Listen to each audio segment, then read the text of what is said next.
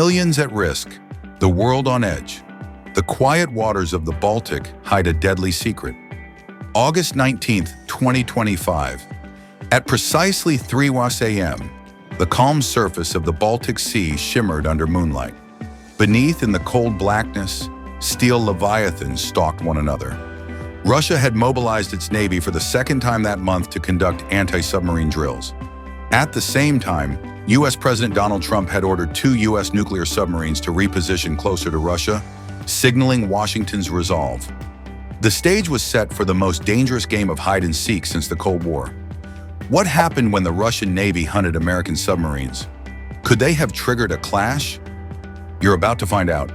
Aboard the Russian frigate Admiral Gorshkov, Captain Sergei Morozov squinted at the sonar screen. The ship, equipped with a Parliament Redet air defense system and Packet E/NK anti-submarine torpedoes, was leading a task force of 6 vessels in the Gulf of Finland. Alongside it steamed 2 Starogushchi-class corvettes and a Baikov-class patrol ship. Above them, K-27 anti-submarine helicopters hovered, dipping their sonar buoys into the water. The exercise's goal, to repel a simulated underwater attack. Suddenly, a sonar operator's hand shot up. Contact, bearing 64, depth 120 meters, moving at 5 knots. Morozov's heart quickened. According to Moscow's intelligence, a U.S. Virginia-class attack submarine had been spotted entering the Baltic through the Danish Straits 2 days earlier. Could this be it? He ordered the task force into hunting formation. Beneath the waves, the USS Delaware, a Virginia-class submarine armed with Tomahawk missiles and Mk-48 torpedoes, moved silently. Commander Jessica Nguyen watched a display of sonar contacts. She knew the Russians were conducting drills, but her orders were clear. Collect intelligence on the drill's tactics, avoid detection, maintain freedom of navigation. Her crew had been running at ultra-quiet speed, barely humming. But with 6 Russian warships now spreading out, she had to decide. Dive deeper and risk entanglement in the seabed, or hold steady and rely on stealth. On the surface, the Admiral Gorshkov fired a single signal flare. This was part of the exercise's script, a notice to other ships to clear the area. Russian sailors scrambled to stations. Anti-submarine rockets were loaded. Engines roared as the frigates increased speed to 30 knots to triangulate the contact. The K-27 helicopters dropped more sonobuoys.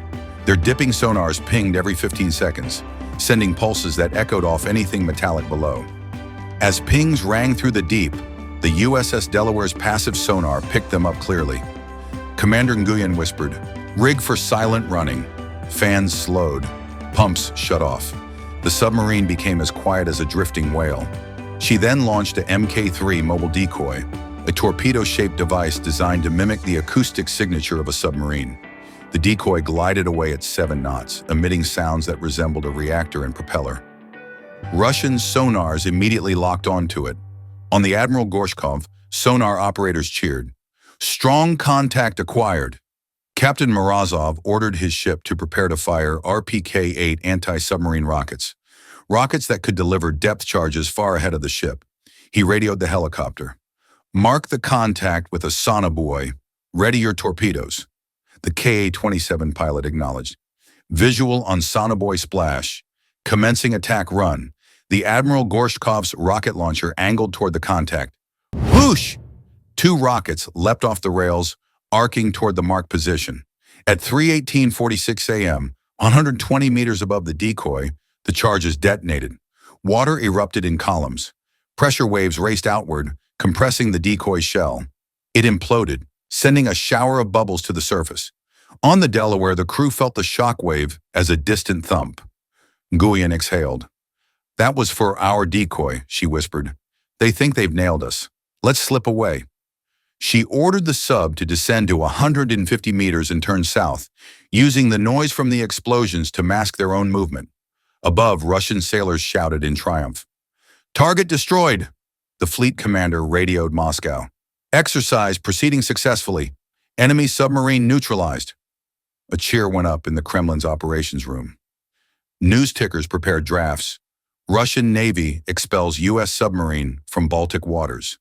But the celebration was premature.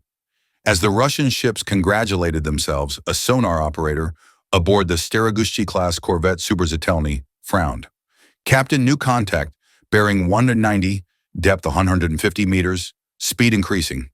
Captain Ivan Petrov glanced at the sonar display. The contact signature was different, stealthier but unmistakable. It was not the decoy, it was the real thing. He alerted the flagship. On the Admiral Gorshkov, Morozov's smile vanished. It's heading south, toward international waters, the operator added. Morozov swore. We've been duped. Increase speed. Launch torpedoes. The K-27 helicopter banked sharply, racing toward the new contact. It dropped a pair of Orion torpedoes into the sea. The torpedoes activated, homing in on the sound of the submarine. Their electric motors hummed. In the Delaware, alarms blared. Incoming torpedoes, two of them, bearing 210. Nguyen ordered a hard left rudder and full flank speed. The submarine's propeller whirred. She launched a second decoy, a bold canister that released a cloud of bubbles and chemicals to confuse sonar. The torpedoes hit the cloud and began circling aimlessly. This was getting dangerously close to an actual attack. Both sides had rules of engagement. Russian ships were permitted to conduct exercises and scare off intruders, but not to sink them unless fired upon. American submarines could not engage unless directly attacked. Each commander weighed the thin line between deterrence and war. On the Suberzitelny, Captain Petrov considered firing a salvo of packet anti-torpedo torpedoes, weapons that could kill a submarine, but he hesitated. If we hit them, this becomes an act of war, he thought. Meanwhile, on the Delaware, Nguyen's tactical officer said, "We could fire a warning shot." Nguyen shook her head. "Negative. Our mission is intel, not provocation."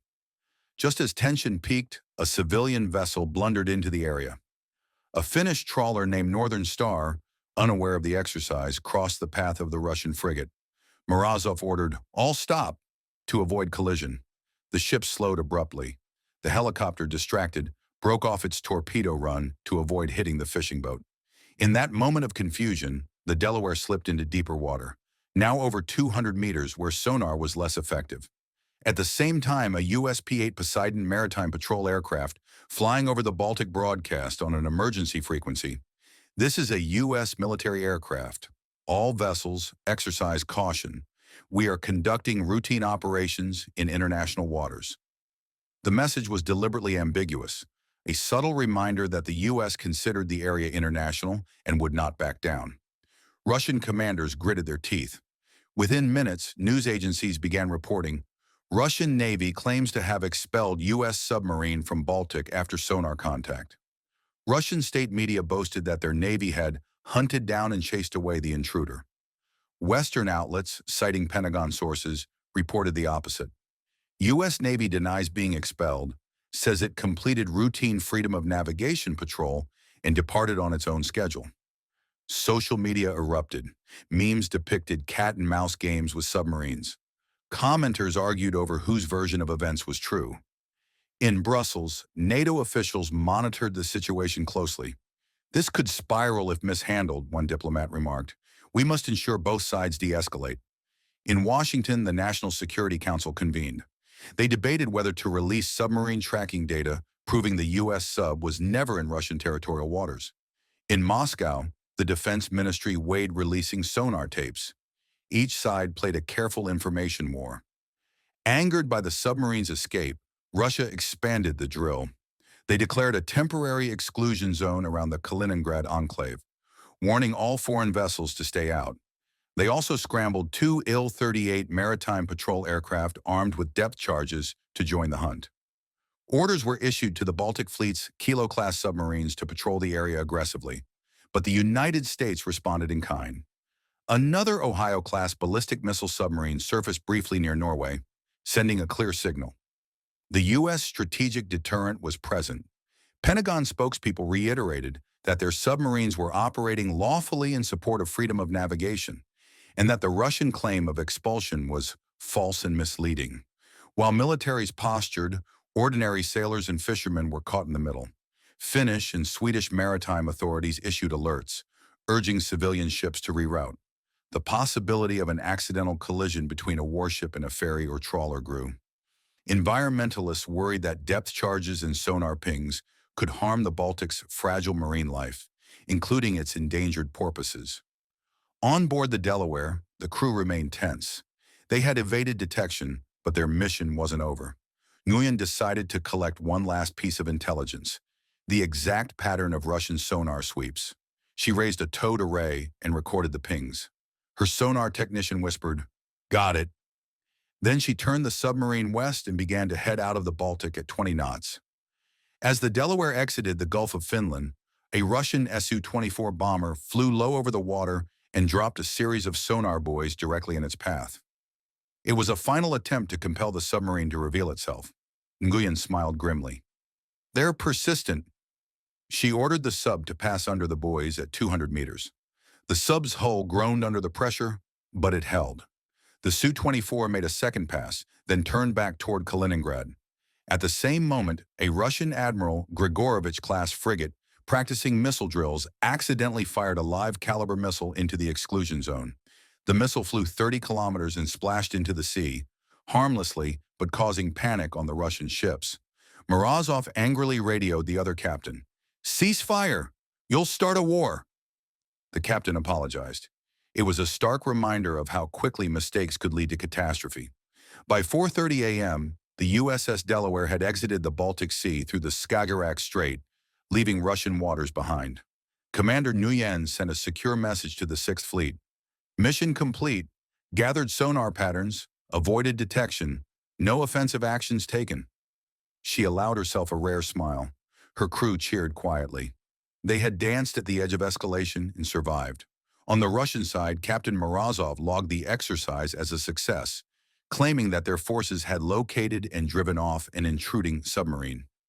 In his report to the Baltic Fleet commander, he highlighted the effective coordination of frigates, corvettes, and helicopters.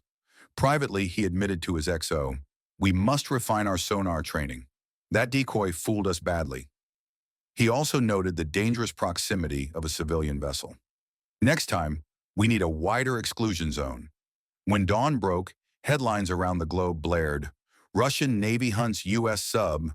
Who really won?" Russian outlets insisted the submarine had been expelled.